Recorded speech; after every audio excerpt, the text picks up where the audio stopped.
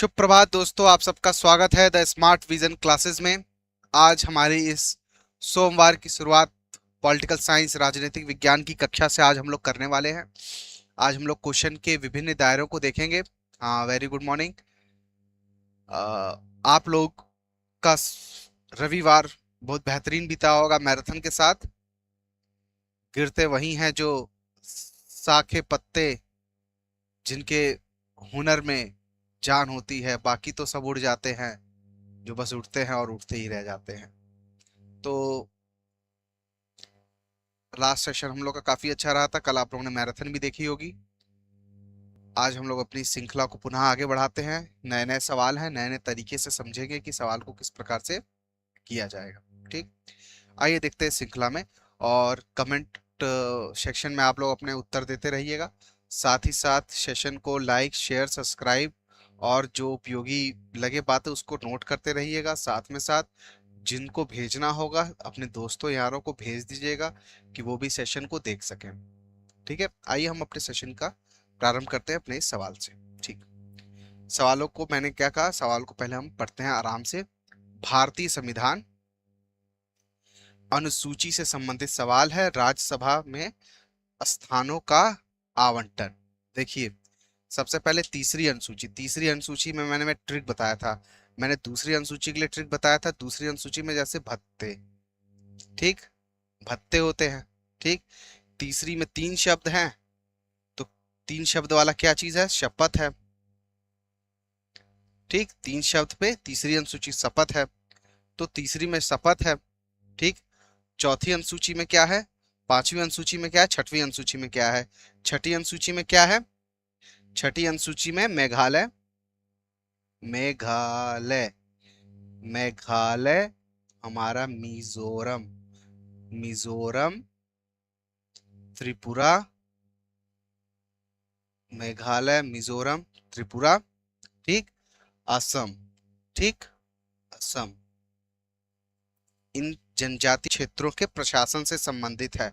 और पांचवी में क्या है? इससे इतर, इसके अलावा, इसके अलावा, इसके अलावा जो होगा उन जनजाति क्षेत्रों, अनुसूचित क्षेत्रों के प्रबंधन से संबंधित है। और राज्यसभा में सीटों के आवंटन से संबंधित कौन सा हो जाएगा? चौथी अनुसूची हो जाएगा। ठीक, आप लोग का जवाब आया है? हाँ, सही है। अगला सवाल देखते हैं। निम्नलिखित में से अनुलोम को बताइए। Identify the odd pairs. Odd pairs बताना है। ठीक, इसमें देखिए, ऑड पेयर बताने के लिए हमें क्या पता होना चाहिए? हमें कुछ बातें पता होनी चाहिए, जैसे कि गर्म दल से संबंधित कौन कौन से थे? गर्म दल से संबंधित। दूसरा, पहली चीज ये पता होनी चाहिए। दूसरे क्या पता होनी चाहिए? कि नरम दल से संबंधित कौन कौन से थे? नरम दल से संबंधित व्यक्ति कौन कौन से थे, ये पता होना चाहिए। ठीक है, तो अब देखिए, गर्म दल से संबंधित जो जो व्यक्ति होंगे, गर्म दल से संबंधित कौन कौन व्यक्ति थे? हमें पता है गर्म दल से संबंधित थे लाल बाल, लाल बाल पाल। ठीक, ठीक है, ये पता है। इसका जवाब आप लोग का आना चाहिए। कौन कौन थे? ठीक, अमेल हमें बताना है। ठीक है, बाल गंगाधर तिलक और बिपिन चंद्र पाल। ठीक, गोखले और नौरोजी, ये दोनों लोग क्या थे? ये नरम दल वाले थे। ठीक है, नेहरू और बोस। नेहरू और बोस में क्या अंतर है? नेहरू और बोस में अंतर ये है कि जो हमारे जवाहरलाल नेहरू जी थे, जो नेहरू जी थे वह क्या थे? वो लोकतांत्रिक, लोकतांत्रिक, लोकतांत्रिक समाजवाद, समाजवाद की बात करते हैं, समाजवाद की बात करते थे। और बोस साहब, हमारे सुभाष चंद्र बोस जी हमारे बात करते थे, ये क्रांतिकारी समाजवाद की बात करते थे। ये क्रांतिकारी समाजवाद की, क्रांतिकारी समाजवाद की बात करते थे। बाकी जयप्रकाश और लोहिया, ये दोनों पिछड़े वर्ग से संबंधित, मतलब गांधी जी के विचारधारा से प्रभावित दोनों व्यक्ति थे। हाँ, बिपिन चंद्रपाल दोनों गर्म दल के थे, ये दोनों नरम दल के। तो अमेल कौन सा हो जाएगा? नेहरू और बोस। ठीक, तो क्या हो जाएगा हमारा? दूसरे का सी हो जाएगा। ठीक है ना, आप लोग के जवाब आने चाहिए। हम लोग देखिए सब, हम लोग का सेशन एकदम अपने टाइम पे है, आप लोग टाइम पे नहीं है। ठीक है, तो दूसरे का क्या हो गया, अमेल बताना है तो नेहरू और बोस जी हो गए। ठीक, अगले सवाल का जवाब दीजिए। निम्नलिखित में से एक मुख्यमंत्री का राज्यपाल के प्रति कर्तव्य नहीं है। मुख्यमंत्री का राज्यपाल के प्रति कर्तव्य नहीं है, बताना है। मुख्यमंत्री का राज्यपाल के प्रति क्या कर्तव्य नहीं है। पहली बात तो हमें यह पता होना चाहिए मुख्यमंत्री का राज्यपाल के प्रति क्या क्या कर्तव्य है, ये हमें पता होना चाहिए, तब उसके बाद हम बता पाएंगे मुख्यमंत्री का राज्यपाल के प्रति क्या क्या कर्तव्य नहीं है। अब देखिए, सबसे पहले तो हमें यह बताना चाहिए कि मुख्यमंत्री के जो प्रावधान राज्यपाल से संबंधित है वह किस अनुच्छेद में है। वो किस अनुच्छेद में है, वो आर्टिकल, सबसे पहले प्रारंभ होता है आर्टिकल 167 से प्रारंभ होता है। ठीक, कर्तव्य नहीं है। अपने दल की नीतियों के बारे में सूचित करना, मंत्रिपरिषद के सभी विनिश्चयों को सूचित करना। ये देखिए, सभी जो भी मंत्रिपरिषद निर्णय लेगी उसकी सूचना मुख्यमंत्री राज्यपाल को देगा, ये बात तो उसका कर्तव्य है ही है। प्रशासन संबंधित सूचनाओं की जानकारी देना, प्रशासन से संबंधित जितनी भी जानकारी होगी, जैसे प्रधानमंत्री देता है राष्ट्रपति को, वैसे ही मुख्यमंत्री देता है राज्यपाल को। ठीक है, विधान विधेयक प्रतिस्थापना के बारे में सूचित करना। अगर कोई लेजिस्लेटिव में कोई विधेयक को प्रोसेस में है उसकी सूचना, उसकी सूचना देना। ठीक, तो इसमें क्या हो जाएगा, मंत्रिपरिषद के सभी विनिश्चयों की को सूचित करना, ये भी है, और प्रशासन से जानकारी भी देना है, और कोई विधेयक है उसको अगर वो संसद में है और या विधानसभा में है तो उसकी सूचना वो राज्यपाल को देगा। यह तीनों काम मुख्यमंत्री को करने होते हैं। कौन सा काम नहीं करना पड़ता, अपने दल की नीतियों के बारे में सूचित करना। अपने दल की नीतियों के बारे में सूचित करना यह मुख्यमंत्री का भी काम नहीं है और यह प्रधानमंत्री का भी काम नहीं है कि वो राष्ट्रपति को सूचना इस बात की दे। ठीक, और इससे संबंधित आर्टिकल अनुच्छेद कौन कौन सा है, 167 इससे संबंधित अनुच्छेद है। तो आइए हम अगला, इसमें किसी का जवाब सही नहीं आया। ठीक, आइए, भारतीय संविधान के किस अनुच्छेद में, भारतीय संविधान के किस अनुच्छेद में ये बताना है, अनुच्छेद बताना है, राष्ट्रपति को सूचना का अधिकार दिया गया है। भारतीय संविधान के किस अनुच्छेद में राष्ट्रपति को सूचना का अधिकार दिया गया है, ये आपको बताना है। ठीक, अब देखिए राष्ट्रपति को सूचना का अधिकार देखिए कैसे दिया गया है। अब जो हमारा पीएम होता है, इससे पहले वाला सवाल और ये सवाल, दोनों सवाल एक ही तरीके, देखिए इससे पहले वाले सवाल में भी हमने मुख्यमंत्री की बात की थी, इसमें हमें पीएम की बात करना है। प्रधानमंत्री कोई भी कार्य करेगा उसकी सूचना वो राष्ट्रपति को देगा अपने पार्टी के दल को छोड़कर। ठीक, राष्ट्रपति को देगा। कौन सा अनुच्छेद है, अनुच्छेद है 78। इसमें भी क्या है, 78 क्लॉज 2 है, 78 क्लॉज 3 है। ठीक, ठीक है ना, इन दोनों में बात की गई है, यह सूचना देगा वह किसी कार्यपालिका के सामूहिक उत्तरदायित्व से संबंधित, कार्यपालिका के सामूहिक उत्तरदायित्व से संबंधित, यह कोई विधान जो संसद में हो उससे संबंधित। तो इसमें क्या हो जाएगा, हमारा हो जाएगा 78 हो जाएगा। ठीक, सही है। हम अब अगला देखते हैं। निम्नलिखित में से किस अधिकार का वर्णन बी आर अम्बेडकर ने संविधान का हृदय और आत्मा के रूप में कहा है। बी आर अम्बेडकर एक विधिवेत्ता थे, विधि के जानकार व्यक्ति थे, तो वह किसी भी ऐसी चीज को संविधान का हृदय और मस्तिष्क नहीं कहेंगे, कि आत्मा नहीं कहेंगे जो बहुत कम स्तर का हो, वह हमेशा किसी बड़ी चीज को, किसी एक मूलभूत चीज को कहेंगे। तो वह किसको कहते हैं, देखिए समानता का अधिकार। समानता का अधिकार किस अनुच्छेद में है, आर्टिकल 14 से आर्टिकल 18 तक है। स्वतंत्रता का अधिकार कब से कब तक है, आर्टिकल 19 से आर्टिकल 22 तक है। संपत्ति का अधिकार आर्टिकल 31 में था, अब जो निकल कहां चला गया है, अब ये निकल के आर्टिकल 300 क में चला गया है। ठीक, यह मूल अधिकार से अब एक विधिक अधिकार बन चुका है। और अंबेडकर जी ने किसको कहा था? संवैधानिक उपचारों का अधिकार। यह किस संविधान यह किस अनुच्छेद में है? यह अनुच्छेद 32 में है। ठीक, कि आपके मूल अधिकारों के उल्लंघन से संबंधित अगर कोई बात होगी तो आप सीधा सर्वोच्च न्यायालय में जा सकते हैं। ठीक, 5 का डी हो जाएगा। गांधी जी की आत्मकथा का शीर्षक है, गांधी जी की आत्मकथा की बात कर रहा है। देखिए, गांधी जी ने कुछ कुछ किताबें लिखी हैं। ठीक है, उन किताबों के बारे में हमें गांधी जी की किताबों और कार्ल मार्क्स की किताबों और नेहरू की कुछ किताबों के बारे में हमें शीर्षक वाइज पता होना चाहिए। गांधी जी ने देखिए क्या लिखा है? हिंद स्वराज लिखा है। ठीक है, और भारत की खोज ये किसने लिखा है? यह हमारे जवाहरलाल नेहरू जी ने लिखा है। ठीक, सत्य के साथ मेरा प्रयोग, सत्य के साथ मेरा प्रयोग जो है वह गांधी जी की ऑटोबायोग्राफी है। ये क्या पूछ रहा है?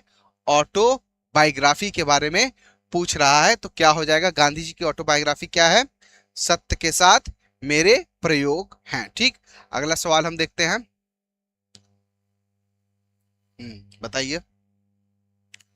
संप्रभुता एक विशिष्टता है। संप्रभुता जो है वह एक विशिष्टता है। देखिए, मैंने क्या बताया था आपको? मैंने बता रखा है आपको, राज्य के 4 तत्व हैं। राज्य के 4 तत्व हैं। ठीक, 4 तत्व हैं, जिसमें से सबसे पहला है जनता, दूसरा तो खुद राज्य है, तीसरा है सरकार। ठीक, तीसरा है सरकार, और संसद की जगह है संप्रभुता। ठीक, संप्रभुता है। ठीक है, और एक भूभाग भी है। तो इसमें क्या हो जाएगा? संप्रभुता में क्या क्या है? ठीक है, संप्रभुता एक विशिष्टता गुण है। किसका है? वह एक संप्रभुता एक विशिष्ट गुण है। किसका? राज्य का। और अगर पूछा जाए राज्य का सर्वोत्तम गुण कौन सा है, सर्वोत्तम गुण की बात करेगा, अगर सर्वोत्तम गुण की बात करेगा तो क्या हो जाएगा? हमारा संप्रभुता जो है वही राज्य की सबसे महत्वपूर्ण गुण है। जब तक कोई राज्य संप्रभु नहीं है तो ना ही उसकी जनता सुरक्षित है, ना ही उसका भूभाग सुरक्षित है, ना ही उसकी सरकार सुरक्षित है। तो इस संप्रभुता एक विशिष्टता गुण किसका है? राज्य का एक विशिष्ट गुण है। जनता भी ही राज्य की परिभाषा है, लेकिन विशिष्ट गुण संप्रभुता का नहीं है। ठीक, आगे देखते हैं। निम्नलिखित कथनों में से कौन सा कथन सही है बताना। निम्नलिखित कथनों में से कौन सा कथन सही है बताना है। ठीक है, लॉक ने सरकार और राज्य जैसे शब्दों में भ्रम उत्पन्न किया है। देखिए, लॉक क्या कहता है? लॉक का जो जॉन लॉक, जो हमारे जॉन लॉक महोदय है, लॉक का जो मत है, लॉक देखिए किस बात को कहते हैं? हमारे लॉक महोदय कहते हैं कि जो राज्य हो, राज्य और सरकार जो है, ठीक, कोई बहुत महत्वपूर्ण गुण नहीं है। राज्य और सरकार, मतलब राज्य में जो सरकार है वह और समाज, राज्य समाप्त हो जाएगा लेकिन समाज जो है वह बना रहेगा। लेकिन अगर समाज समाप्त हो जाएगा तो राज्य भी नहीं रहेगा। तो दोनों में विभेद संबंध है, दोनों में अपोजिट संबंध है। राज्य और समाज में, राज्य समाप्त तो समाज रहेगा, लेकिन अगर समाज ही समाप्त हो जाएगा तो राज्य होने का, सरकार होने का किसी बात का कोई मतलब नहीं रहेगा। इस बात को हमारे लॉक महोदय ने राज्य और सरकार के संबंध में कहा है। तो वो कहां पर परिलक्षित होता है? लॉक ने सरकार और राज्य में विभेद किया है। हाँ, उन्होंने डिस्टिंग्विश बिटवीन किया है कि गवर्नमेंट और स्टेट जो है वो दोनों अलग अलग बातें हैं। बहुत दोनों के, अगर सरकार रहेगी या आप कहने का मतलब राज्य अगर रहेगा तो ठीक है, समाज भी रहेगा, लेकिन अगर समाज ही नहीं रहेगा तो राज्य के रहने का कोई मतलब नहीं। तो इसका क्या हो जाएगा? सी हो जाएगा। अब ये कह रहा है विभेद नहीं है, विभेद है, अंतर है। ठीक, अगला सवाल देखते हैं। वर्तमान में लोकसभा की बैठक के लिए क्या गणपूर्ति है? देखिए, लोकसभा में गणपूर्ति का सिद्धांत जो है वो क्या कहता है? 1/10वें हिस्से के सदस्य जब होंगे तब वहां संसद हमारी कार्य करेगी। गणपूर्ति की बात 1/10 में की गई है। अब लोकसभा में कुल कितनी सीटें हैं? ठीक, लोकसभा में इस समय कुल कितनी सीटें हैं? 543 हैं। ठीक, तो कितना हो जाएगा? 55 हो जाएगा। राज्यसभा में कितनी कितनी गणपूर्ति है? ठीक, नहीं तो वो +1 है ना, वो प्लस, जब वो +1 है, हाँ, तो वो 55 आएगा। सागर सही 55 आएगा, 54 नहीं आएगा। ठीक, अगला सवाल देखते हैं। आप लोग राज्यसभा में बताइए कितने गणपूर्ति होनी चाहिए, कि राज्यसभा बैठे उसके लिए कितना गणपूर्ति होना चाहिए, ये बताइए आप लोग। राज्यसभा का बताइए, कमेंट सेक्शन में बताइए। हाँ सही है। निम्नलिखित में से कौन सा राज्य की उत्पत्ति की सही व्याख्या करता है? राज्य की उत्पत्ति की सही व्याख्या करता है। यह एक सवाल जो स्टेट से संबंधित, जो बार बार आपको मैं बता रहा हूं, आपको यूजीसी में, एलटी में, जीआईसी में, ठीक, और माध्यमिक स्तर से ऊपर के किसी भी भर्ती में अगर सवाल सबसे ज्यादा कहीं से आते हैं तो वो राज्य की उत्पत्ति से सवाल आते हैं। सबसे ज्यादा आपको 2 से 3, 3 से 4 सवाल तो आपको देखने को निश्चित मिलेंगे। और जो मैं बता रहा हूं, यहां से सवाल आने की संभावना बहुत ही ज्यादा है। तो निम्नलिखित में से राज्य की उत्पत्ति की सही व्याख्या करता है। क्या राज्य का दैवीय सिद्धांत है? नहीं, एक समझौता सिद्धांत। अगर राज्य एक समझौते सिद्धांत पे कार्य करेगा तो वह राज्य सुचारू रूप से कार्य ही नहीं कर सकता है। ठीक, विकासवादी सिद्धांत, अपने सीमित रूप में उपयुक्त सभी। देखिए, राज्य जो है वह विकासात्मक इवोल्यूशन थ्योरी है। क्यों है? क्योंकि विकासात्मक सिद्धांत यह कहता है कि अगर कोई स्टेट है, इसके अंतर जनता ने अगर कोई फैसला लिया, ठीक, कि हमें ब्रिज चाहिए या हमें पर्यावरण संबंधी सुरक्षा चाहिए, अगर वह राज्य नहीं उत्पन्न करा पा रहा है, क्योंकि ऐसा तो है नहीं कि राज्य कोई एक अमूर्त संस्था है, उसको आप टच कर सकते हैं, अमूर्त है। तो जो भी व्यवस्था अमूर्त होगी उसमें क्या होगा? वो हमेशा वो व्यवस्था विकासात्मक और विकासात्मक विचारधारा, विकासशील विचारधारा वह व्यवस्था होगी। तो इसका क्या हो जाएगा? विकासवादी सिद्धांत हो जाएगा। हमेशा जब भी कोई भी अमूर्त चीज हो जाए तो उसको आपको हमेशा देखना है वो विकासवादी रहेगी। अगर उसमें विकासशील बात कही जा रही तो उसको आप पहली प्राथमिकता देंगे। ठीक, अगला सवाल देखते हैं। उदारवाद का मूल तत्व है। उदारवाद का मूल तत्व है। उदारवाद किस बात को परिलक्षित करता है? सबसे पहली बात तो हमें यह पता होनी चाहिए उदारवाद किस चीज को परिलक्षित करता है। ठीक, देखिए, उदारवाद का मूल तत्व जो है लिबरलिज्म, वह क्या कहता है? हमने 90 के दशक में एलपीजी मॉडल हम अपना रहे हैं। ठीक, लिबरलाइजेशन, प्राइवेटाइजेशन, ग्लोबलाइजेशन, यह उदारवाद की ही, हाँ ठीक है, सही है, यह उदारवाद की ही संकल्पना से परिलक्षित होती है। यह बात उदारवाद से ही जन्म लेती है। तो अब देखिए, समानता जो है, समाज में उदारवाद रहना समानता के तत्व नहीं है। समानता, अगर आप उदारवाद नहीं है तब भी आप समानता को परिलक्षित कर सकते हैं। पंथ निरपेक्षता, आप अपने अपने पंथ, अपने अपने सेक्ट को मानने के लिए स्वतंत्र हैं। इसके लिए आपको बहुत उदार होने की आवश्यकता नहीं है। आपके अंदर उदारवाद हो ये जरूरी नहीं है। आप चीन का उदाहरण ले लीजिए, मिश्रित अर्थव्यवस्था। क्या मिश्रित अर्थव्यवस्था में ही उदारवादी है?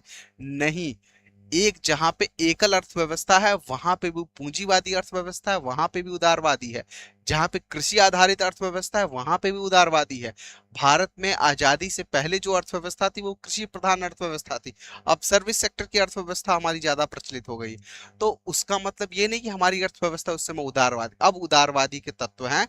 तो जब उदारवादी तत्व मजबूत होते हैं तो व्यक्तिवादी, इंडिविजुअलिज्म, लिबर्टी की जो बात है वह मजबूत होते हैं। व्यक्तिवाद की संकल्पना मजबूत होती है, हर व्यक्ति के विकास की बात की जाने लगती है। तो इसका क्या हो जाएगा?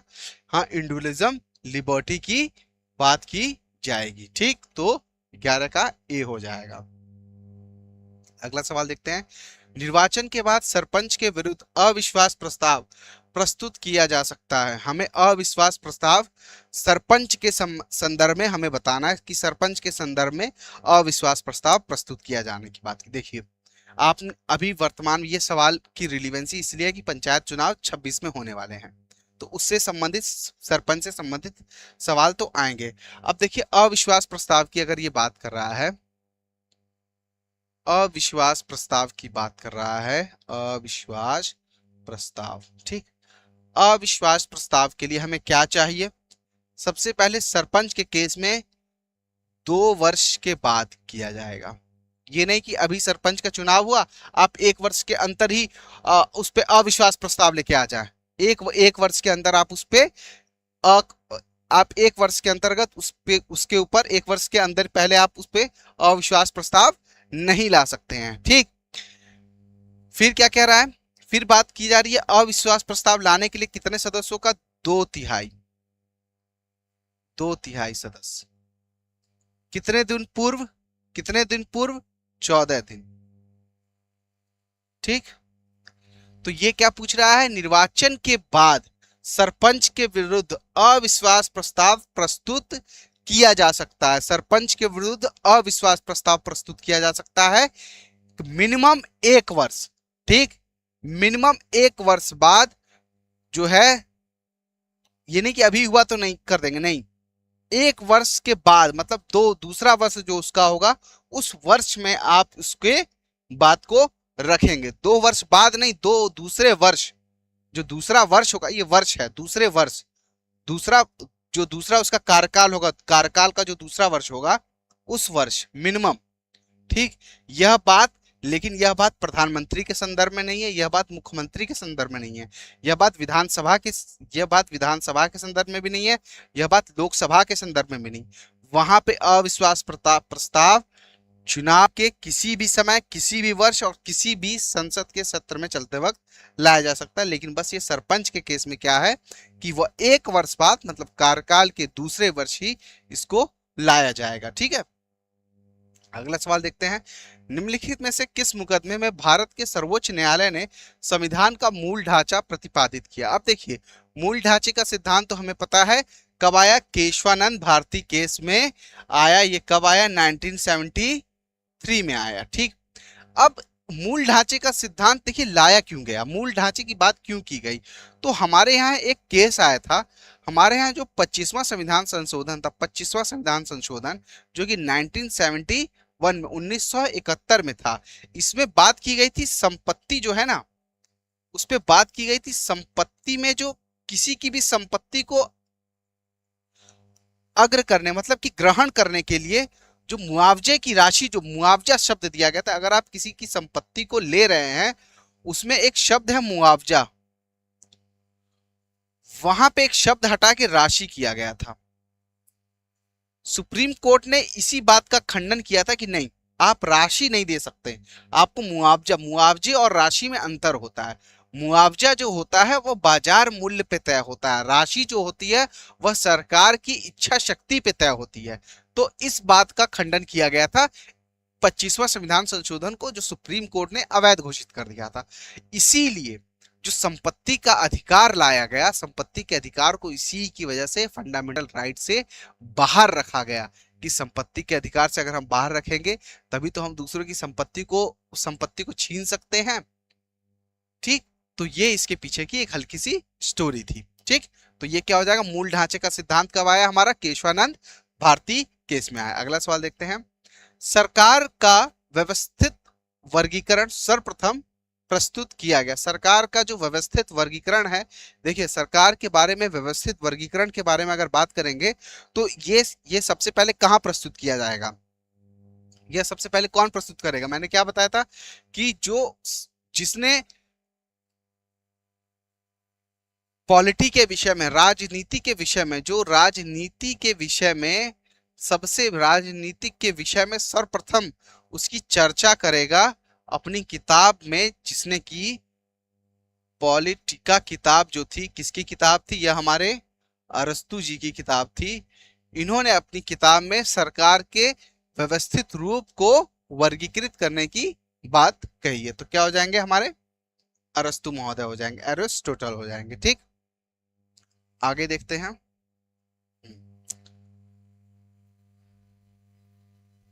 संप्रभुता के एकवादी सिद्धांत का प्रतिपादन किसने किया? एकवादी सिद्धांत मतलब कि इन्होंने सोवरेंटी को मोनिस्ट थ्योरी के तहत किसने देखा, किसने इस बात को परिलक्षित किया? देखिए सोवरेंटी की बात ये यहाँ पे एकवादी सिद्धांत का मतलब है व्यक्तिवादी सिद्धांत को व्यक्तिवादी सिद्धांत को व्यक्तिवादी सिद्धांत व्यक्तिवादी सिद्धांत को महत्व देने की बात कर रहा हूं, महत्व देने की बात कर रहा है। यह हमारे हाँ ऑस्टिन ने किया। ठीक, किसने किया? ऑस्टिन ने किया। ए हो जाएगा। ठीक है। राष्ट्रपति के चुनाव में निम्नलिखित में से कौन भाग नहीं लेता? तो भाग नहीं लेता तो हमें क्या पता होना चाहिए?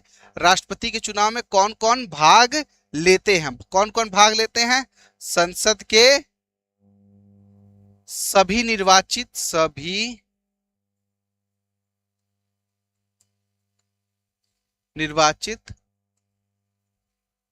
सदस्य। ठीक, राज्य विधानसभा के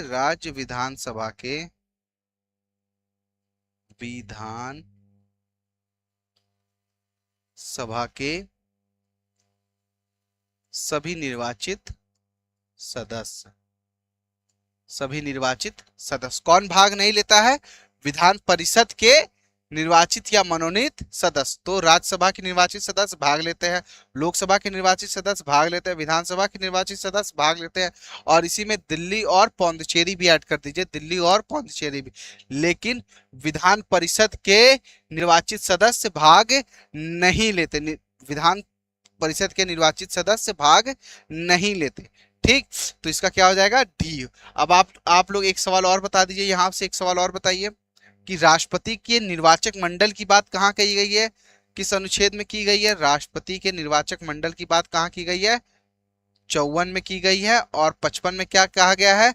राष्ट्रपति के निर्वाचन की प्रक्रिया बताई गई है। ठीक, आइए अगला सवाल देखते हैं।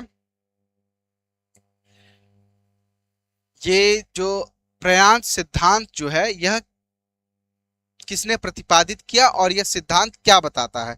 प्रयांस सिद्धांत क्या बताता है और यह किसने प्रतिपादित किया? देखिए, इस सिद्धांत को आप ऐसे समझिए, प्रधन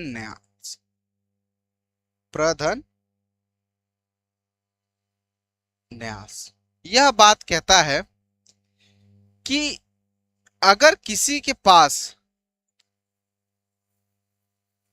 कोई पूंजीपति है, उसके पास 100 करोड़ रुपए हैं, तो यह 100 करोड़ का उपभोग वह केवल वह एक व्यक्ति ना करे, वह समाज के हर वर्ग में इस 100 करोड़ का वर्गीकरण हो। इसकी बात कलेक्टिव सोशल रिस्पॉन्सिबिलिटी की बात की गई थी। ठीक है, सही बताया आपने। ठीक, तो कलेक्टिव सोशल रिस्पॉन्सिबिलिटी की बात की गई थी। वह बात कहां परिलक्षित होती है? वह हमारे माननीय महात्मा गांधी जी ने इसकी बात की थी कि पूंजीपतियों के पास जो संपत्ति है वह केवल उस पूंजीपति की संपत्ति नहीं है, उस संपत्ति पे राज्य में रहने वाले लोगों का, उस दलित का, उस गरीब का, उस महिला का, जिसका प्रत्यक्ष या अप्रत्यक्ष रूप से उस पे कोई ना कोई भाग है। ठीक, उसकी बात इन्होंने की थी। ठीक, अगला सवाल देखते हैं। संयुक्त राष्ट्र का कौन सा अंग 1994 के कार्यशील नहीं था? देखिए, कार्यशील नहीं था। न्यायसी परिषद 2, जो ट्रस्टीशिप का जो सिद्धांत आया वह जो है यह नहीं था। ठीक, ये तो आपको ये रटा हुआ सवाल है। किसको भारत में अशांति का अग्रदूत कहा जाता है? अशांति का अग्रदूत, भारत में अशांति का अग्रदूत कहने की बात की जा रही। भारत में अशांति का अग्रदूत किसे कहा जाएगा? भारत में अशांति का अग्रदूत देखिए किसको कहा जाएगा? भारत में अशांति का अग्रदूत कोई ऐसा जो गर्म दल का हो, जो गर्म दल का होगा, गर्म दल का ही होगा, तभी तो वो थोड़ा सा उसके अंदर आक्रोश होगा। तो किसको होंगे? गर्म दल के फिरोज शाह मेहता, ये नरम दल के थे। WG बनर्जी, ये भी हमारे नरम दल के थे। या मेहता जी हमारे नरम दल के थे, गरम दल के नहीं, नरम दल के थे। और लाला लाजपत राय, हाँ, ये भी हमारे, तो अशांति का अग्रदूत लाल बाल पाल, तो क्या है, बाल गंगाधर जो तिलक जी थे, यह इनको अहम अग्र अशांति का अग्रदूत कहा जाता है। अब आपको ये बताइए बाल गंगाधर तिलक जी की मृत्यु कैसे हुई थी, इनकी मृत्यु कैसे हुई थी और कब हुई थी, ये आप लोग को अपने कमेंट सेक्शन में बताना है कि बाल गंगाधर तिलक की मृत्यु कब हुई थी, हाँ, और कैसे हुई थी। ठीक, अगला सवाल बताइए।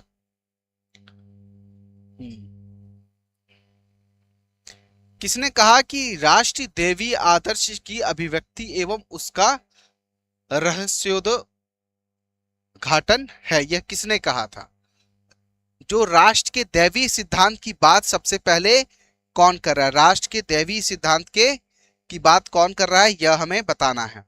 ठीक है ना, तो कौन कर रहा है? देखिए, राष्ट्र के दैवीय आदर्श की बात जब राष्ट्र को एक सिद्धांत के रूप में जब परिलक्षित किया गया कि राष्ट्र का आदर्श किस रूप में होना चाहिए, वह आदर्श इस बात से इस बात को निकाला गया कि अगर उसके अंदर वह भाव नहीं है कि वह एक समता मूलक समाज बना सके, वह एक किसी चीज को शक्ति के रूप में मान सकते, तो वो राज्य विखंडित हो जाएगा। इसलिए राष्ट्र में देवी सिद्धांतों को होना, देवी देवता या ईश्वर की संकल्पना होने की बात परिलक्षित की गई। यह हमारे अरविंद घोष ने की, यह किसने की? अरविंद घोष महोदय ने की, अरविंदो ने की। ठीक, अगला सवाल। गुड मॉर्निंग किशन आनंद।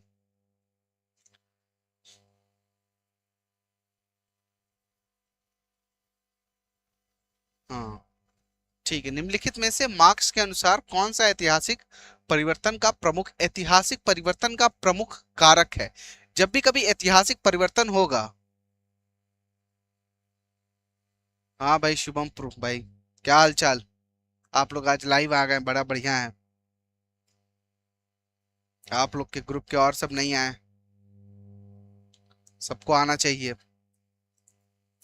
इतना अच्छा सेशन चल रहा है आज। हाँ, बताइए, इसका जवाब बताइए, ऐतिहासिक परिवर्तन के प्रमुख लक्षणों को किसने परिभाषित किया? हाँ, ये बताना है हमें।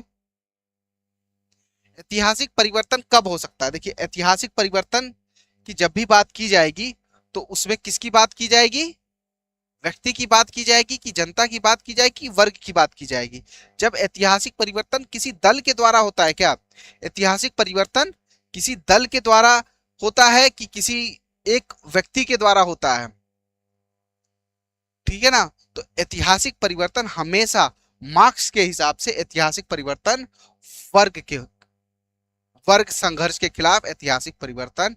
इन्होंने वर्गवादी संकल्पना की जो बात की थी, इन्होंने ये बात की थी कि यहाँ पे पुरोहित वर्ग बैठा हुआ है, इसी में आप राजा रानी ले लीजिए, राजा रानी, यहाँ पे जो बिजनेस क्लास बैठा हुआ है, ठीक है, यहाँ पे सोसाइटी का क्या कहते हैं, नौकरशाही क्लास बैठा हुआ है, यहाँ पे एक कमजोर वर्ग बैठा हुआ है जिसको आप दलित वर्ग कह सकते हैं, वर्तमान में आप इसको श्रमिक वर्ग कह सकते हैं, गरीब वर्ग कह सकते हैं। ठीक, जब तक इन सबके बीच में, ठीक, ऐतिहासिक परिवर्तन का कारक क्या होगा? इन सबके बीच में संघर्षों की भावना जब परिलक्षित होगी कि मेरे साथ ज्यादा शोषण हो रहा है, तब वह बात होगी। तो वर्ग क्लास जो है, मार्क्स वर्ग संघर्ष की बात करता है, मार्क्स वर्ग संघर्ष की बात करता है। अगला सवाल बताइए, समाजवाद शब्द का प्रयोग सर्वप्रथम किसके द्वारा किया गया? समाजवाद शब्द का प्रयोग सर्वप्रथम कौन करेगा? समाजवाद शब्द का सर्वप्रथम प्रयोग रॉबर्ट ऑनन ने किया था। इन्होंने समाजवाद को वैसे परिभाषित नहीं किया था जैसे वर्तमान में अभी हम, इन्होंने समाजवाद को क्या कहा था?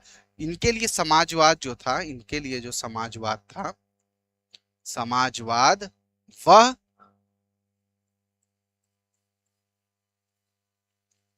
वर्ग क्लास का नहीं, वह जनता के क्लास का था। जनता का क्या क्लास है, उस विषय में इन्होंने इस बात को परिभाषित किया था। ठीक है ना, तो रॉबर्ट ओवन थे। ठीक, राजनीतिक प्रतिनिधित्व सुनिश्चित किया जाता है। राजनीतिक प्रतिनिधित्व। अब राजनीतिक अधिकार की बात की जा रही है। राजनीतिक अधिकार कहां परिलक्षित होते हैं? भारत के फंडामेंटल राइट में सुनिश्चित किया जाता है। Political representation is insured through a political party, संविधान, जुडिशरी या आपकी विधान पालिका, राजनीतिक दल, न्यायालय, राजनीतिक दल, विधान पालिका, संविधान, विधान पालिका, न्याय या राजनीतिक दल। तो ये क्या हो जाएगा इसका? इसका क्या हो जाएगा? हाँ, सही बताया आपने।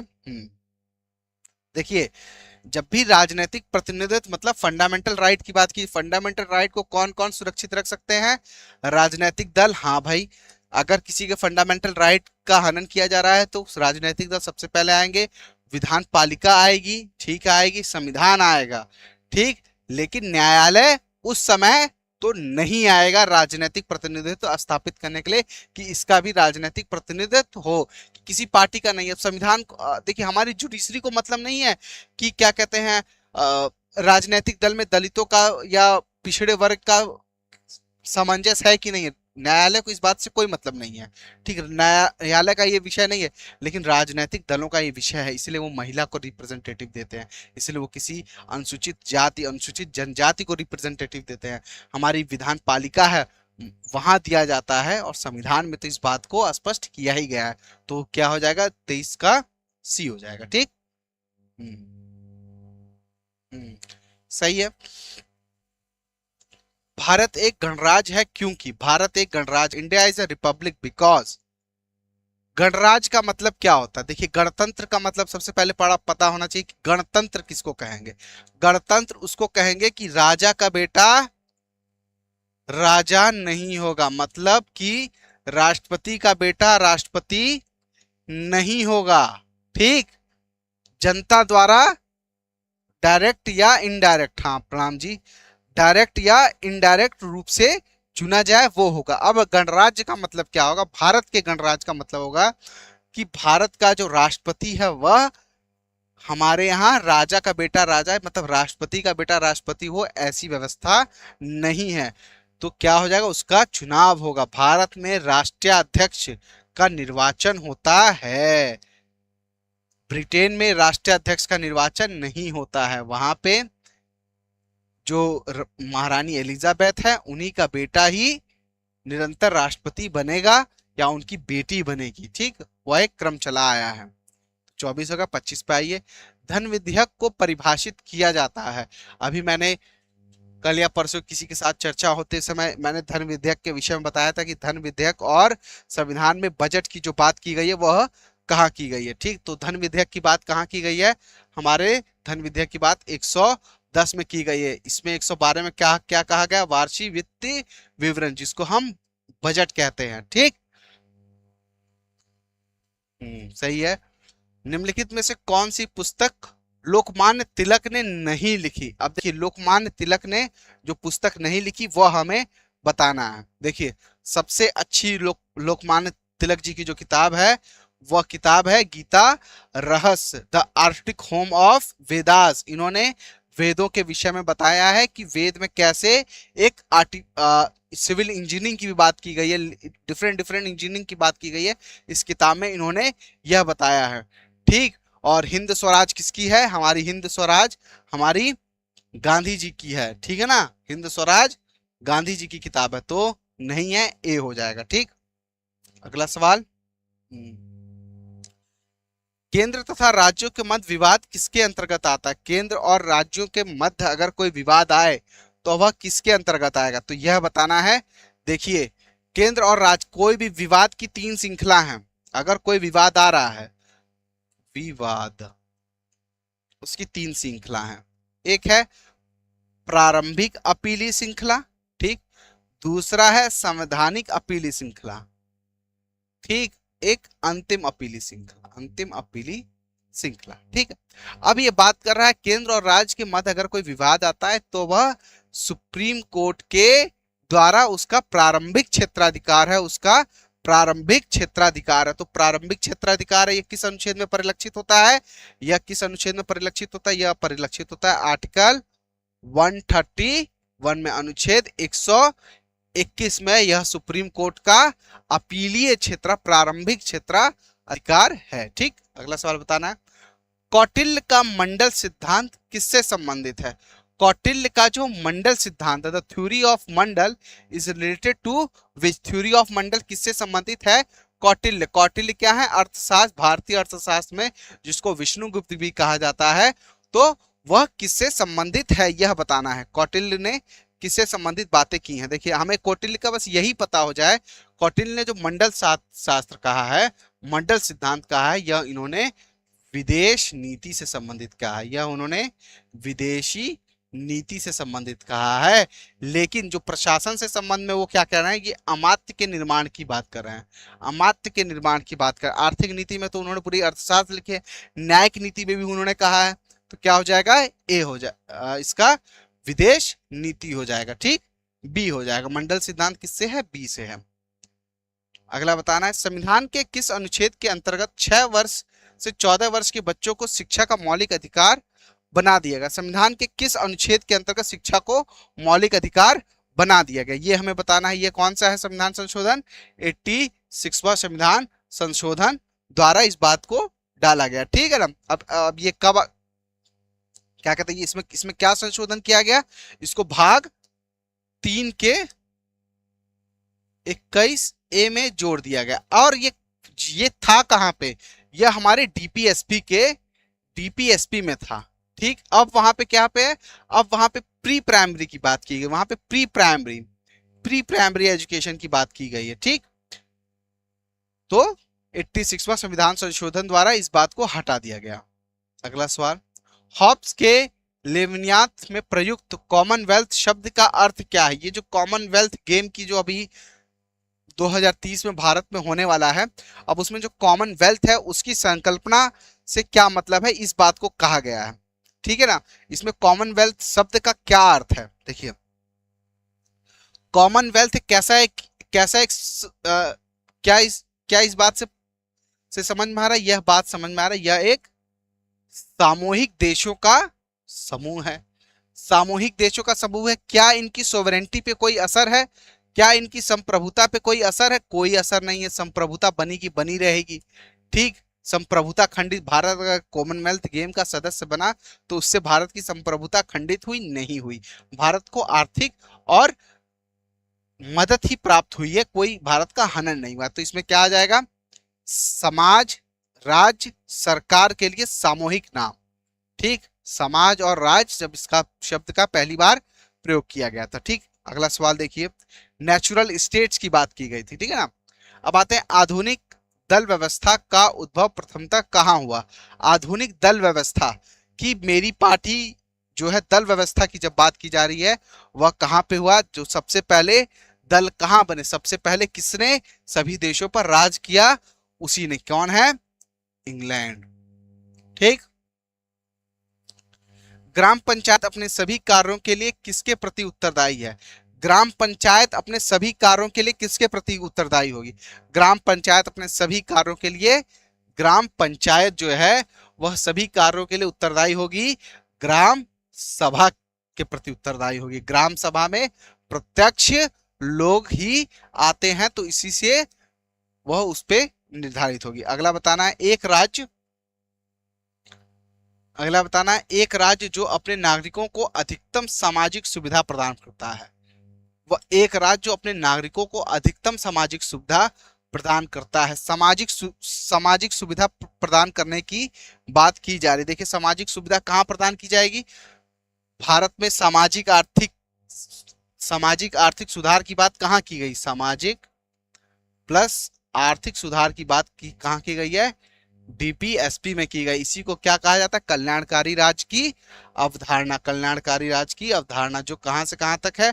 अनुच्छेद 36 से अनुच्छेद 51 जो भाग 4 में है। ठीक, नकारात्मक स्वतंत्रता की अवधारणा निम्नलिखित में से किस पर बल देती है? नकारात्मक स्वतंत्रता की जो अवधारणा है वह किस पर बल देती है? वह बल देती है, वह किसी के भी नकारात्मक स्वतंत्रता बल देती है, किसी के भी इंटरफेरेंस पे बल देती है, हस्तक्षेप की अनुपस्थिति करती है। ठीक, कि आप भैया अपने जो नकारात्मक स्वतंत्रता कि आपको ये कार्य नहीं करने हैं, जब उसकी बात की जाए एक वह एक क्या है, वह हस्तक्षेप की अनुपस्थिति में उस बात को वर्णित किया जाता है। ठीक है, आगे देखना है। निम्नलिखित में से कौन सा शब्द संविधान की प्रस्तावना में नहीं है? कौन सा शब्द संविधान की प्रस्तावना में नहीं है? भारत में कहीं न्याय है, 3 प्रकार के न्याय की बात की गई है। सामाजिक, आर्थिक, राजनीतिक न्याय की बात की गई है। व्यक्ति की गरिमा और बंधुत्व की बात की गई है, लेकिन भारत को संघीय की बात नहीं, फेडरल की बात न भारत के संविधान में है न भारत के प्रस्तावना में है। ठीक, अगला सवाल। भारत के उपराष्ट्रपति को कौन पदमुक्त कर सकता है? भारत के उपराष्ट्रपति को कौन पदमुक्त कर सकता है, यह बताना है। भारत के उपराष्ट्रपति को कौन पदमुक्त कर सकता है? ठीक है, कौन पदमुक्त कर सकता है? उस पर महाभियोग जैसी प्रक्रिया लगा के उसको हटाया जा सकता है, और जिसको हम राज्यसभा और लोकसभा कहीं पे भी लाया जा सकता है। ठीक, तो दोनों हो जाएगा, राज्यसभा और लोकसभा द्वारा पदमुक्त किया जा सकता है। ठीक, निम्नलिखित में से कौन सा मार्क्सवादी से संबंधित नहीं है? मार्क्सवाद का मतलब मार्क्सवाद जहां पे आ जाए वहां पे आ जाना चाहिए वर्ग संघर्ष आ जाना चाहिए, वहां पे समाजवादी अवधारणा आ जानी चाहिए।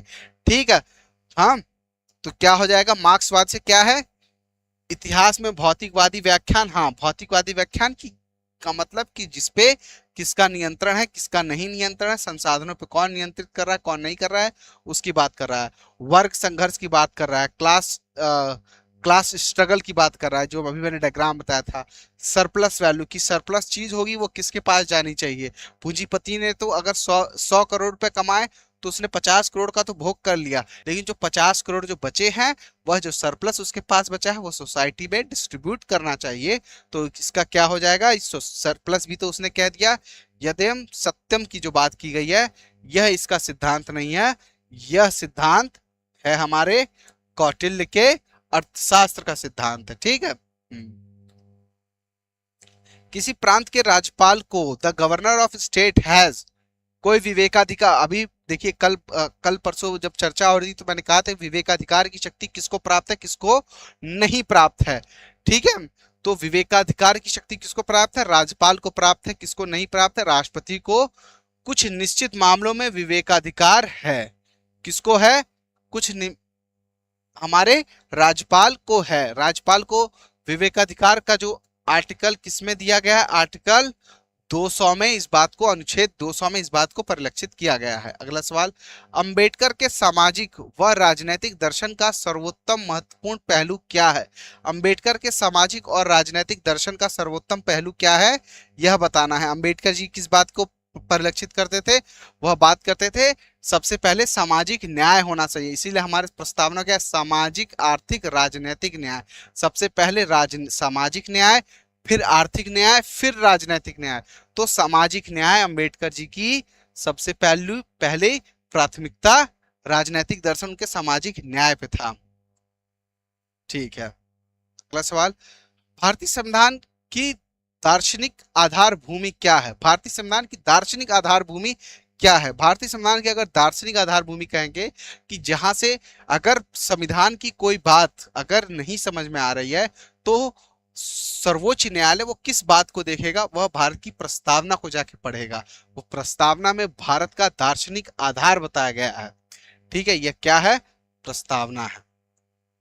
हम भारत के लोग भारत को एक संपूर्ण प्रबुद्ध संपन्न समाजवादी पंथनिरपेक्ष लोकतांत्रिक गणराज्य बनाने के लिए, यह क्या है? भारत की प्रस्तावना में भारत के सामाजिक आदर्शों को परिलक्षित किया गया है। ठीक, अगला सवाल बताइए, निम्नलिखित में से किस रिट पर शाब्दिक अर्थ होता है कि हम आदेश देते हैं? हम आदेश देते हैं की बात कर रहा है। हम आदेश देते हैं, हम आदेश मतलब परमादेश, परमादेश। हम आदेश देते हैं मतलब परमादेश। बंदी प्रत्यक्षीकरण, बंदे को सामने प्रत्यक्ष रूप में उपस्थित करो। प्रतिषेध, कोई कार्रवाई शुरू हो गई है उसको को बीच में रोकना। अधिकार प्रेक्षक, किसी और के अधिकार को अपने अंडर जब सुप्रीम कोर्ट लेगा उसकी बात। ठीक, 42 नंबर, किसने सामाजिक संविदा सिद्धांत की घटिया इतिहास, घटिया दर्शन तथा घटिया विधि के रूप में आलोचना की है? जो सामाजिक संविदा सिद्धांत जो है, हाँ, कि संविदा भर्ती से संबंधित आप लोग जो देखते होंगे ना कि वो किया जा रहा है, वो इसी बात को इसी बात को कहा गया कि कैसे सामाजिक संवेदना की कुछ कुछ अधिकार दे दो किसी को, ठीक है, कि ये एक घटिया दर्शन है कि नहीं कुछ समय के लिए किसी को कुछ पैसे दे देना या कुछ अधिकार प्राप्त कर देना, उससे सामाजिक सुधार नहीं किया जा सकता। यह हमारे सर किसने किया है, सब घटिया सिद्धांत को घटिया परिलक्षित किसने किया है, सर हेनरी मैन ने, सर हेनरी मैन ने किया है, ठीक है ना। जवाब दीजिए आप लोग अपना। अगला सवाल, अध्यक्षात्मक शासन का सैद्धांतिक आधार है। अध्यक्षात्मक शासन का सैद्धांतिक आधार क्या होगा? देखिए, अध्यक्षात्मक शासन का सैद्धांतिक आधार होगा कि जो शक्तियां जो हो वह अलग अलग लोगों में डिस्ट्रीब्यूट कर दी जाए। अच्छा, क्वेश्चन नंबर कट हो जा रहा है, ठीक है, इस बात पे ध्यान देंगे, इसको और इधर कल से ऐसा शिफ्ट करेंगे कि इधर दिखे, ठीक है। अब अध्यक्षात्मक शासन का सैद्धांतिक आधार क्या होता है? अध्यक्षात्मक शासन का सैद्धांतिक आधार शक्तियों के पृथक्करण, सेपरेशन ऑफ पावर से होता है। तो क्या हो जाएगा? 43 का बी हो जाएगा, ठीक। अगला सवाल देखते हैं, सेपरेशन ऑफ पावर। हाँ, संविधान की 12वीं अनुसूची किसके कार्यों से संबंधित है? संविधान की जो 12वीं अनुसूची है वह किसके कार्यों से संबंधित है? अब आपको क्या पता होना चाहिए? 12वीं अनुसूची, 12वें और 11 दोनों पता होनी चाहिए, ठीक। 12 किससे संबंधित है? नगर पालिकाओं से संबंधित है। ग्राम पंचायतों से संबंधित कौन सी है? 11वीं है। राष्ट्रपति से संबंधित कौन सी अनुसूची है? और प्रधानमंत्री से संबंधित कौन सी अनुसूची है? ये भी पता होना चाहिए। सामाजिक संविदा सिद्धांत के अनुसार, सामाजिक संविदा according to social contract theory, देखिए सोशल कॉन्ट्रैक्ट थ्योरी यह कहती है कि यह एक प्राकृतिक न्याय के सिद्धांत को बताती है कि समाज में जो मानव है, समाज में जो मानव है वह कैसे कैसे अपने कार्य करेगा, वह किसको किसको अपनी शक्तियां प्रदान करेगा, वह इसकी बात करता है, ठीक। तो सामाजिक संविदा सिद्धांत के अनुसार राज्य का मानवीकृत संस्थान है। राज्य क्या है? एक मैन मेड इंस्टीट्यूशन है। राज्य कोई एक दैवी सिद्धांत नहीं है, राज्य एक मानवीय सिद्धांत है जिसको मानव ने बनाया है, अपनी सुविधा के लिए बनाया है। यह ना ईश्वर प्रदत्त है ना यह राजा प्रदत्त है, ठीक। तो क्या हो जाएगा? राज्य एक मानवीकृत सिद्धांत है, इसमें मानव को अधिकार देना चाहिए, सोशल कॉन्ट्रैक्ट होना चाहिए कि यह हर समाज के हर एक व्यक्ति का यह अधिकार हो, ठीक। आगे देखते हैं, निम्नलिखित में से कौन सी संस्था लोक शिकायतों से संबंधित नहीं है? लोक शिकायतों से संबंधित नहीं है, जहां पे जनता अपनी जाके शिकायत कर सके। लोकायुक्त को अगर भ्रष्टाचार से संबंधित कोई विवाद है तो लोकायुक्त को बताया जा सकता है, ठीक। उच्चतम न्यायालय में किसी भी अधिकार से उल्लंघन के लिए किसी के मौलिक अधिकार या किसी संस्था द्वारा सही कार्य नहीं किया जा रहा तो बताया जा सकता है, हाँ। उच्चतम न्यायालय, हाईकोर्ट द्वारा, हाँ। कौन? योजना आयोग, प्लानिंग कमीशन नहीं है, ठीक। तो ए हो जाएगा। इसी को अब आप नीति आयोग कह सकते हैं। अब ये क्या है? हमारी नीति आयोग है, यह हमारा नीति आयोग है, ठीक है, नीति आयोग है, तो ए हो जाएगा, ठीक। अगला सवाल, द्विसदनात्मक निम्नलिखित में शासन प्रणाली में किस एक की अनिवार्य विशेषता है? अनिवार्य विशेषता बताना है। द्विसदनात्मक व्यवस्था जो है उसकी एक अनिवार्य कौन सी विशेषता है ये बताना। देखिए, जब द्विसदनात्मक व्यवस्था है तो वह विकेंद्रीकरण की बात करेगा, वह विकेंद्रीकरण की बात करेगा, विकेंद्रीकरण की बात करेगा, विकेंद्रीकरण, डिसेंट्रलाइजेशन की बात करेगा। जब वह डिसेंट्रलाइजेशन की बात करेगा तो वह व्यवस्था कैसी हो जाएगी? वह व्यवस्था संघात्मक व्यवस्था की हो जाएगी, वह व्यवस्था फेडरल सिस्टम की व्यवस्था हो जाएगी, जिसमें केंद्र और राज्य दोनों को शक्तियां विभाजित की जाएंगी, जिसमें एक लिखित संविधान चाहिए होगा कि कौन कौन क्या करेगा। लिखित संविधान संघात्मक व्यवस्था का लक्षण इसीलिए है कि अगर आप केंद्र और राज्यों में शक्तियों का वर्गीकरण कर रहे हैं तो ये लिखित रूप में होना चाहिए कि केंद्र क्या काम करेगा और राज्य क्या काम करेगा, यह एक लिखित व्यवस्था होनी चाहिए, ठीक। तो लिखित संविधान की व्यवस्था फेडरल सिस्टम में होती है तो क्या हो जाएगी? संघात्मक व्यवस्था हो जाएगा। सर इसका पीडीएफ आप पे ऐप पे मिल जाएगा, ऐप पे मिल जाएगा और टेलीग्राम ग्रुप पे मिल जाएगा, ठीक।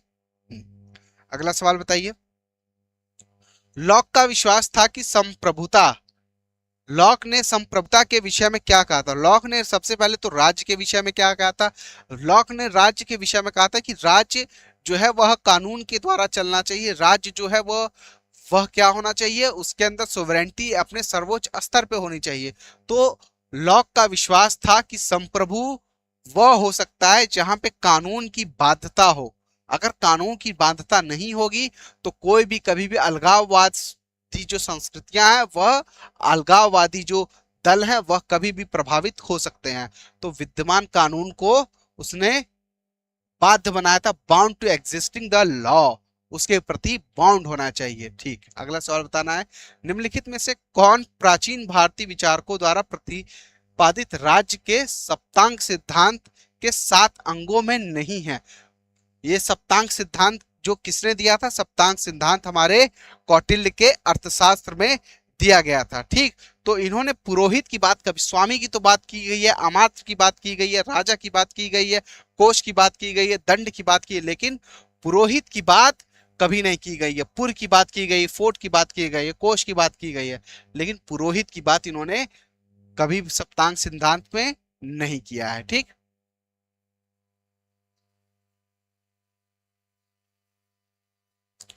एक आधुनिक राज संविधान के बिना राज्य नहीं अपितु अराजकता का शासन, अराजकता का शासन है।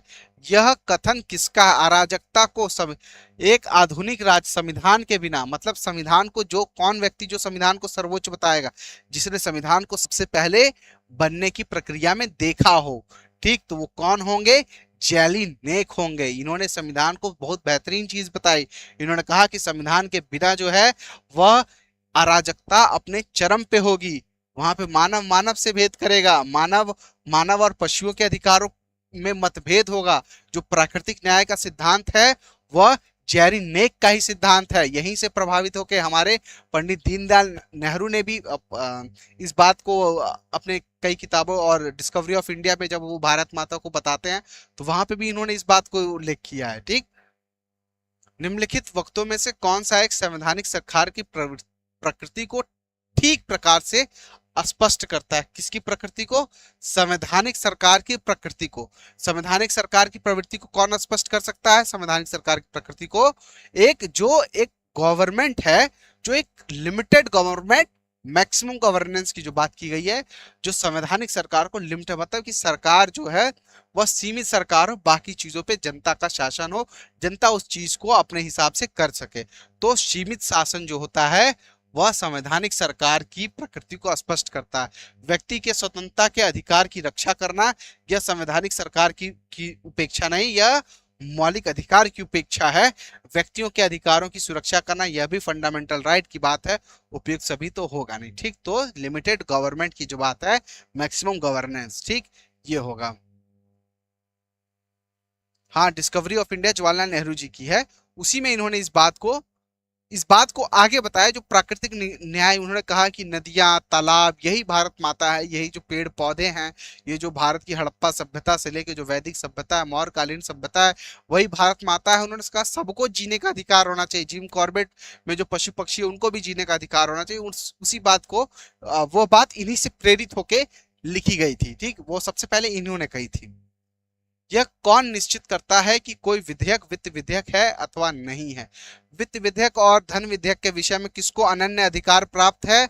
वित्त विधेयक और धन विधेयक के विषय में लोकसभा स्पीकर को अनन्य अधिकार प्राप्त है। यह भारत के 110वें संविधान के अनुच्छेद में इस बात को में परिभाषित किया गया है कि धन विधेयक होगा कि कोई विधेयक वित्त विधेयक होगा। ठीक, निम्नलिखित में से कौन सा राजनीतिक दल का आवश्यक तत्व नहीं है? राजनीतिक दल का आवश्यक तत्व नहीं है, बताना। राजनीतिक दल का आवश्यक तत्व क्या नहीं हो सकता है? क्या कोई संगठन है, विदेशी द्वारा मान्यता प्राप्त है, समान सिद्धांतों से सहमति, संवैधानिक संशोधनों में विश्वास। देखिए, अगर कोई राजनीतिक दल है, विदेशियों द्वारा मान्यता प्राप्त करने का तो कोई औचित्य ही नहीं होता है। भैया, हमने एक राजनीतिक जन स्वराज पार्टी अभी हालिया में पार्टी बनी है आपकी, क्या उसको विदेशियों द्वारा मान्यता प्राप्त है? नहीं प्राप्त है वह, लेकिन वो एक संगठन है, वह एक सामान्य न्याय के सिद्धांत पे कार्य करता है। हाँ, संवैधानिक संसाधनों में विश्वास रखता है, भारत के कॉन्स्टिट्यूशन में विश्वास रखता है, तभी तो उसने चुनाव में पार्टिसिपेट किया। वह क्या विदेशी द्वारा मान्यता में वो परिलक्षित नहीं होता। ठीक, अगला सवाल बताना है, निम्नलिखित में से कौन सा एक राज्य के नीति निर्देशक तत्वों में सम्मिलित नहीं है? राज्य के नीति निर्देशक तत्वों में सम्मिलित नहीं है बताना। देखिए, अब राज्य के नीति निर्देशक तत्वों में क्या नहीं सम्मिलित होगा? धर्म के आबद्ध रूप से मानने, आचरण करने तथा प्रचार करने की स्वतंत्रता, ये हमारे कहाँ पे है? ये हमारे पास धर्म की स्वतंत्रता में है।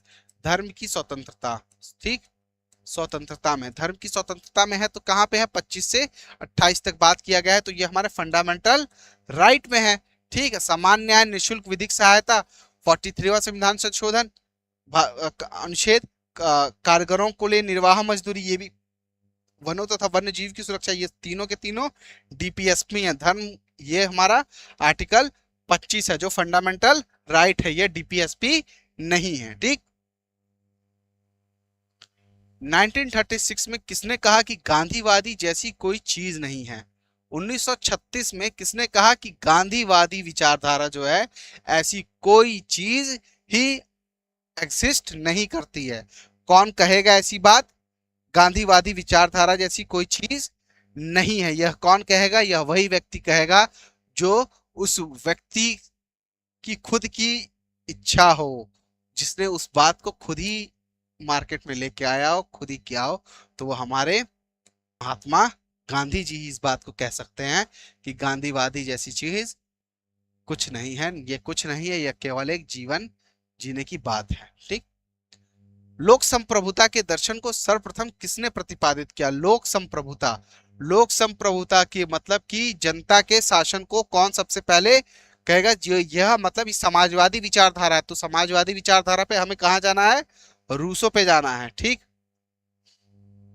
निम्नलिखित में से कौन आत्मरक्षा का अधिकार को व्यक्ति का प्राकृतिक अधिकार मानता है? आत्मरक्षा का अधिकार जो है वह व्यक्ति का प्राकृतिक अधिकार मानता है। अगर आप पे कोई गोली चला रहा है तो आप पे इससे पहले वो गोली चलाए, आप उस पे को स्वतः ही समाप्त कर दिए। यह हमारे हॉब्स महोदय ने कहा था। आत्मरक्षा, इंडिविजुअलिटी, इंडिविजुअलिज्म की बात जो है वह हमारे हॉब्स महोदय कर रहे हैं। ठीक, अगला सवाल, संविधान के कौन से अनुच्छेद में यह प्रावधान है कि राज्य के नीति निर्देशक तत्वों को न्यायालय में नहीं लिया जा सकता है?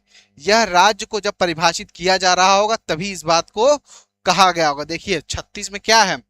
आर्टिकल 36 में राज्य की परिभाषा दी गई है और उसमें कहा गया है जो आर्टिकल 12 में जो राज्य की बात की गई है वही आर्टिकल 36 में भी राज्य की बात है। लेकिन आर्टिकल 37 में, अनुच्छेद 37 में कहा गया है कि सर्वोच्च न्यायालय में आप डीपीएसपी के लिए नहीं जा सकते हैं। आपके डीपीएसपी के उल्लंघन की बात होगी तो आप सर्वोच्च न्यायालय नहीं जा सकते। यह सरकारों का एक कल्याणकारी राज्य को स्थापित करने की एक विचार मात्र है। तो अनुच्छेद 37 हो जाएगा। ठीक, 37।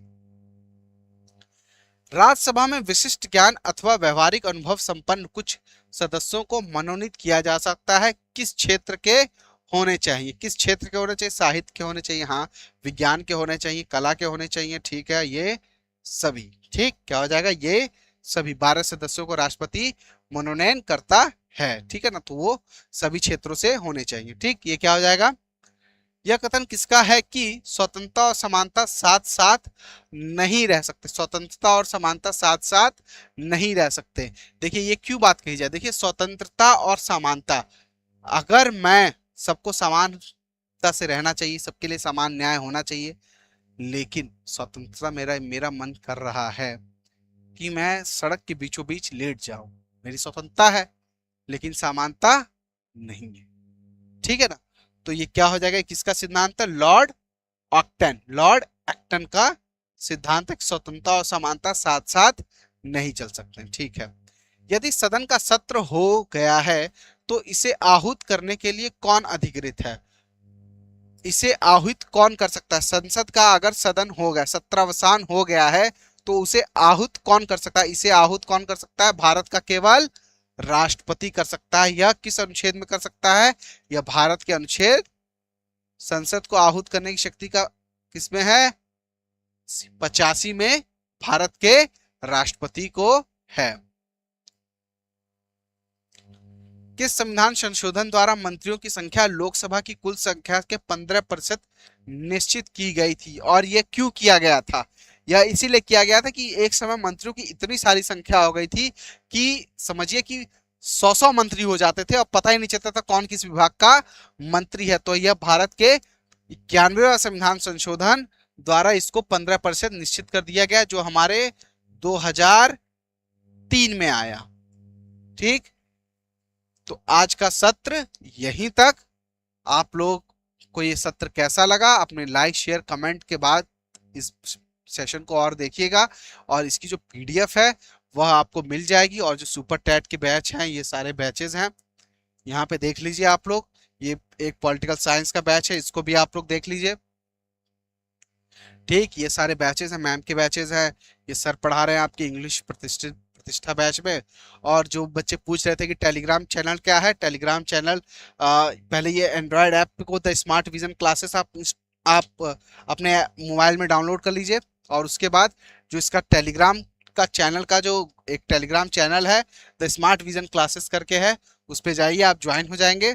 ठीक, तो आप लोग को ये सत्र कैसा लगा अपने कमेंट सेक्शन में बताइए, और आप लोग के जो सुझाव हो उस सुझाव को भी क्लास के बाद देखने के बाद अपने सुझाव को जरूर कमेंट सेक्शन में डाल दिया करिए कि हम उन सुझावों पे कार्य कर सकें। कोई भी व्यक्ति परफेक्ट नहीं होता, धीरे धीरे वो परफेक्ट बनता है। आप लोग के सुझाव के माध्यम से ही हम उस सर्वोच्चता को प्राप्त कर सकते हैं। आप लोग को जैसी जो भी व्यवस्था चाहिए होगी बताइएगा। और हमारे जो पेड बैचेस स्टार्ट हो चुके हैं, ऐप पे जाइए, क्वेरी लीजिए। हाँ, आप लोग को अच्छा लगेगा। एक एमसीक्यू बैचेस भी हैं, पूरी थ्योरी क्लासेस भी हैं, सारी चीजें आपको मिल जाएंगी। इस सत्र के लिए आप सबका बहुत बहुत धन्यवाद। आप लोग का दिन शुभ हो, शुभकामनाएं आपको, उज्जवल भविष्य की।